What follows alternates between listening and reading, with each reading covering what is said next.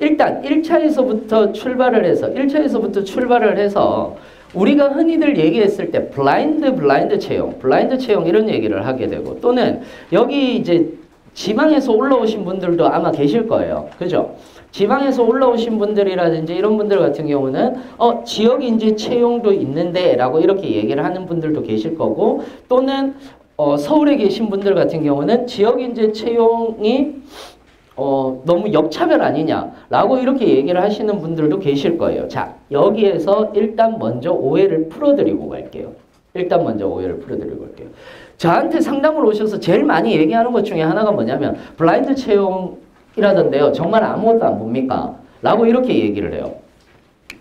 아무것도 안 본다라는 건 우리가 흔히들 내가 내 능력으로 어떻게 할 수 없는 것을 안 보는 거예요.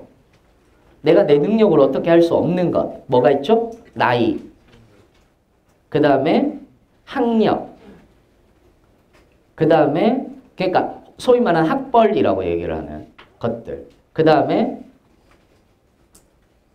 외모, 성별 이런 것들.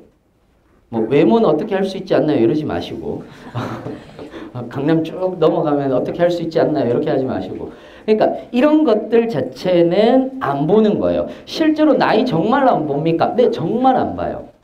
진짜 안 봐요. 그러니까 그렇다고 해서 막 58 정도 됐는데 안 봅니까? 이러면 퇴직을 앞두고 계시는 거잖아요. 그러니까 신입사원으로 들어와서 퇴직을 앞두고 계시면 안 되니까 그런 분들은 안 뽑으세요. 채용을 안 하지만은 진짜로 공기업 같은 경우는 나이를 보지 않습니다. 다만 보는 건 있죠. 노력해서 되는 것들은 봅니다. 그러니까 정량화 시켜 놓은 거예요. 우리는 뭐를 보겠다라는 것을 정량화 시켜 놓은 건데 그게 자격사항, 이력사항, 그 다음에 교육사항 이런 것들입니다.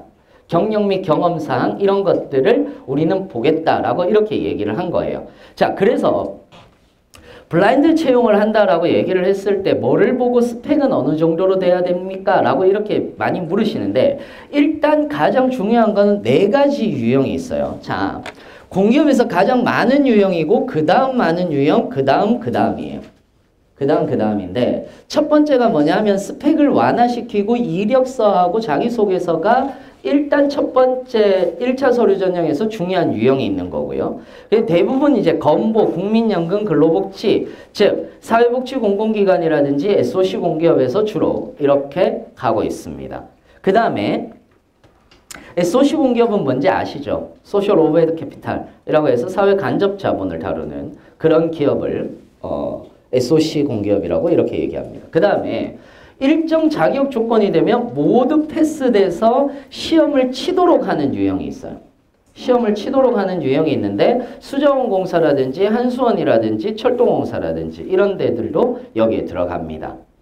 그러니까 일정 자격 조건은 기본적으로 우리는 토익 몇 점 이상 된 사람들은 무조건 시험 치게 해줄게. 뭐 이런 것들이 여기에 들어가는 거예요. 쉽게 얘기하자면. 그래서 대부분 그러면은 여기에 들어가는 기업들은 스펙을 아예 안 봅니까? 그렇지는 않습니다. 그러니까 일정 자격 조건은 돼야 돼요. 예를 들어서 뭐 가스공사 같은 경우는 토익 740점 이상 이다라고 이렇게 얘기를 해놓으면 740점은 맞아야지 되는 거예요. 쉽게 얘기하자면. 그래서 여러분들이 토익이라든지 이런 것들도 사실은 공기업을 준비하신다면은 필요한 거고요. 필요한 거고 그렇다고 해서 너무 높은 걸 요구하지는 않아요. 너무 높은 거를 요구하지는 않아요. 토익 점수 자체가. 무슨 말인지 이해되세요? 그러니까 토익 점수 자체는 거의 740점에서 850점, 맥시멈 850점이다 라고 이렇게 얘기를 하거든요. 850점을 맥시멈으로 두는 이유 중에 하나가 뭐냐면은 한국전력 때문이에요. 한국전력 때문인 건데 한국전력이 자격조건을 스펙화하여서 반영하는 유형인데 거의 유일하게 한국전력만 여기에 들어가거든요. 한국전력이 토익 850이 100점을 줘요. 토익 850이 100점을 주고 그 다음에 각 사무직 같은 경우는 각 자격증이 5점이 나오는 거고요. 그 다음에 그 기술직 같은 경우는 각 기사 자격증 같은 경우가 대부분 이제 다 10점씩 준다라고 이렇게 생각을 하시면 돼요. 그러면 대체로 한국전력 같은 경우에서는 그 평균적으로 정기직 같은 경우가 107점에서 110점 사이 왔다 갔다 거려요. 거의 커트라인 자체가. 110점에서 107점 정도 왔다 갔다 거리고 사무직 같은 경우는 97점에서 100점 정도 왔다 갔다 거리거든요. 그러니까 굉장히 많은 자격증이 필요하거나 굉장히 많은 토익 점수가 필요하지는 않다라는 거예요. 대부분 이제 이런 분들이 되게 토익 점수가 애매한 분들이 많은 얘기를 하세요. 선생님, 저 토익 점수가 토익이 835점인데 한국전력 가고 싶은데 뭘 해야 되죠? 자격증 있으세요? 네, 한국사는 있는데 토익을 850까지 맞아야 하나요? 이런 얘기를 해요. 근데 저는 항상 그런 얘기를 하는 게 세상에서는 마음대로 안 되는 게 딱 두 가지가 있죠. 하나는 남의 마음이고 하나는 토익 점수죠. 죽었다 깨어나도 내 마음대로 안 돼요. 토익 점수는. 그죠? 아마도 7월 달에 여기는 꽉 찰 거예요. 토익 공부하시는 분들로. 꿈과 희망을 앓고 오실 거예요. 나는 900점을 넘겨야 되겠다. 못 넘어요. 물론 넘으시는 분들도 계시죠. 하지만 쉽게 그러니까 그 고비들이 있어요. 고비들이 있어요. 실제로. 고비들이 있는데 자, 스펙부터 말씀드릴게요. 고비들이 있는데 그 고비를 넘기기가 힘들어요, 사실은. 토익이 835에서 850 쪽으로 넘어가기가 힘들고 800대 후반이 나오면 900대로 넘어가기가 힘들고 930 정도 나오면 950으로는 죽었다 깨어나도 이걸 어떻게 올려야 될지 잘 몰라요. 난 토익 선생님이 아니니까 잘 모르겠어요, 그건. 토익 선생님이 아니니까 잘 모르겠어요. 그런데 그렇게 안 넘어가는 구간들이 있어요. 토익 공부를 해보시면 아시겠지만은.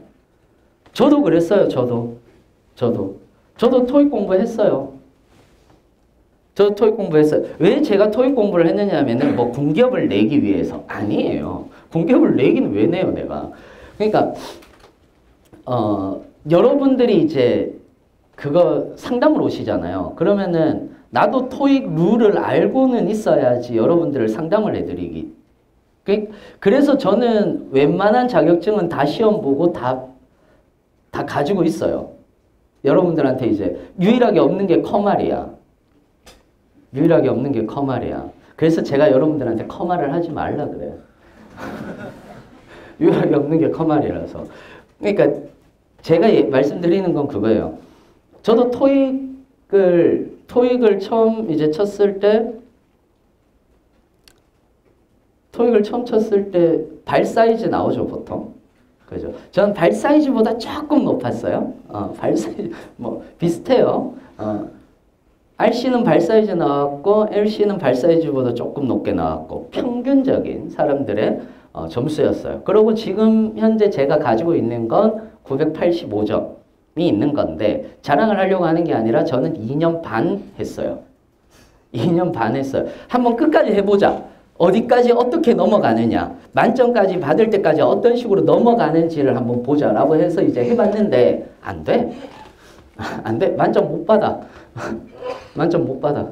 못 받는 걸로 끝났어. 토익 선생님이 아니기 때문에 저는. 그리고 외국에서 공부를 한 적도 없고 그러니까 못 받는다라는 걸로 끝났는데 저도 해커스 다녔어요. 저도 해커스 다녔어요. 뒤에 저 모자 푹 쓰고 이렇게 해가지고 조교분들이 이렇게 스터디 하실래요? 아니요. 저 스터디 안 해요. 스터디를 안 해서 늦었나 봐. 뭐 어찌됐건 그 문제가 중요한 게 아니라 토익이 835점 정도 나왔다. 스톱해도 돼요. 무슨 말인지 이해되시죠? 어차피 그렇게 해도 99점, 97점 정도 나오거든요. 그러니까 스톱을 해도 돼요. 850을 넘겨야 되나요? 안 넘겨도 됩니다. 그냥 기준이 850이라는 거니까 안 넘기셔도 돼요. 그 다음에 자격증은 자 혹시 여기서 기술직 손 들어 보실까요? 기술직 괜찮아요? 기술직 꽤 적으시네요. 기술직 분들은 무조건 자격증을 준비를 하세요. 자격증을 따셔야 되고 자격증을 준비를 하셔야 돼요. 자, 여기에서 이제 또 오해가 생길까봐 말씀을 드리지만 자격증이 무조건 필수는 아니에요. 도로공사는 필수예요. 도로공사는 필수인데 도로공사 이외에는 기술직 쪽은 자격증이 필수는 아니나 모두 다 전공 시험이 있어요. 전공 시험이 없는 데는 없어요. 한전도 전공 문제는 나와요. 기술에서 나옵니다. 직업기초능력, 기술능력에서 나옵니다. 그러니까 안 보지 않아요.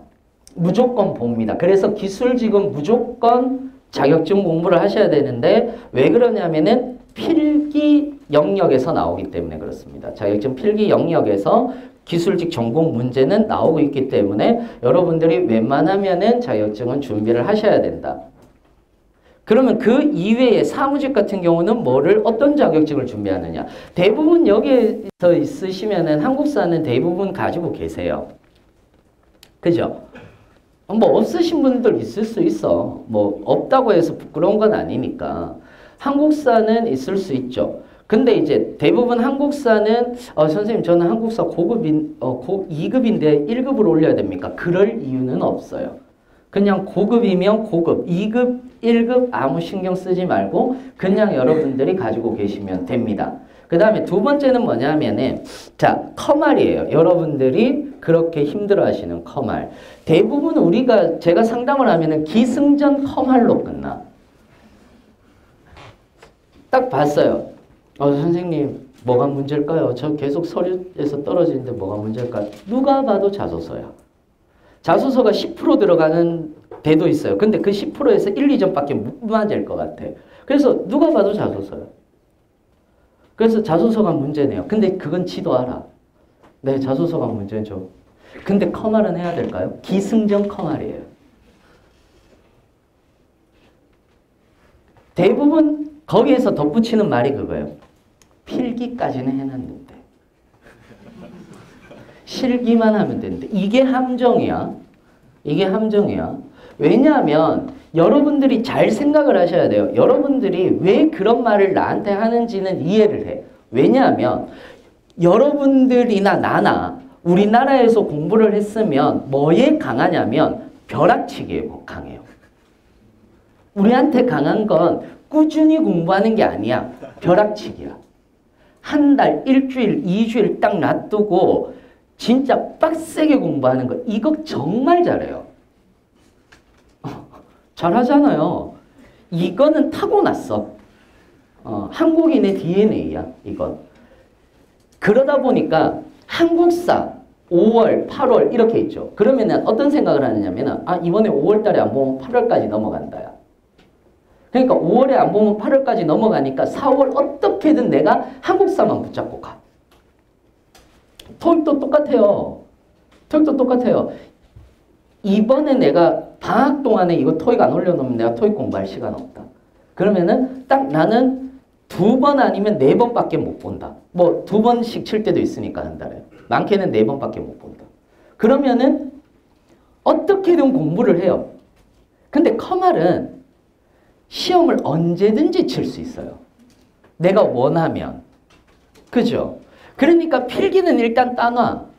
그리고 저한테 와서 물어봐요.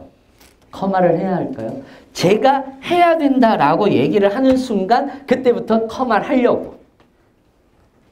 그때부터 커말 하려고. 그러니까 소위 말해서 마지노선을 딱 그어 놓으려고 하는 거예요. 그래서 나한테 물어보는 거는 알겠는데 굳이 커말을 하실 이유는 없어요. 커말 안 어려우세요?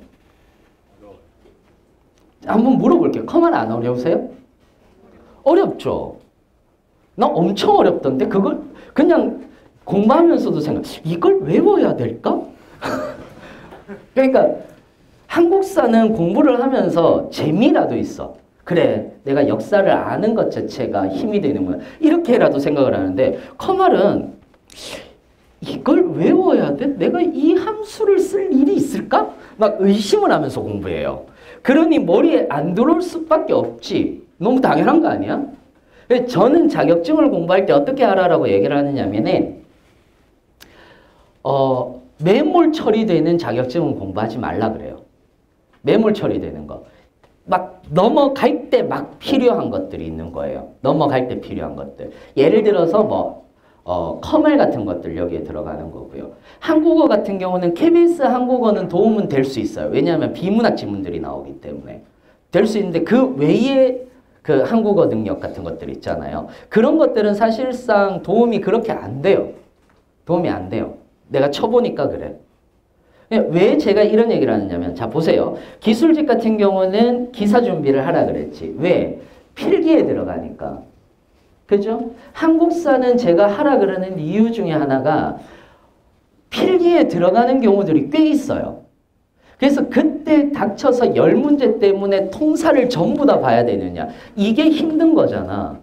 다른 것들 공부하기도 힘든데. 그러니까 내가 그 전에 통사는 한 번쯤 공부를 해놓으면 그 다음부터는 뭐야? 좀 체크만 하든지 문제만 몇 번 풀어보면 되는 거니까. 그래서 제가 하라라고 얘기를 하는 건데, 커말은 문제가 잘 안 나와.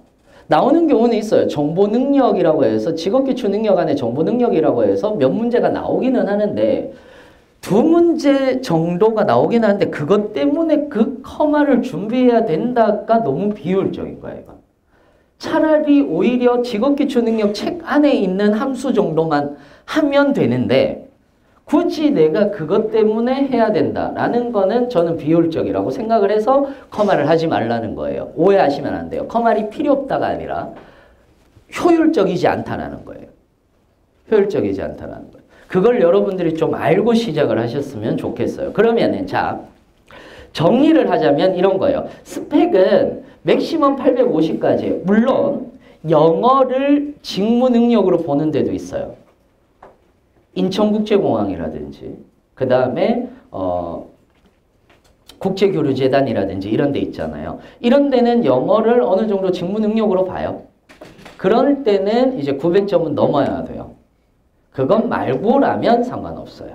그 다음에 자격증은 한국사 하나만 있어도 돼요. 충분합니다. 기술직은 기사만 있어도 되고요. 대부분 이렇게 얘기하면 불안하세요. 왜냐하면 자격증은 2개 정도를 가지고 있어야 된다라고 우리가 흔히들 생각을 하시기 때문에.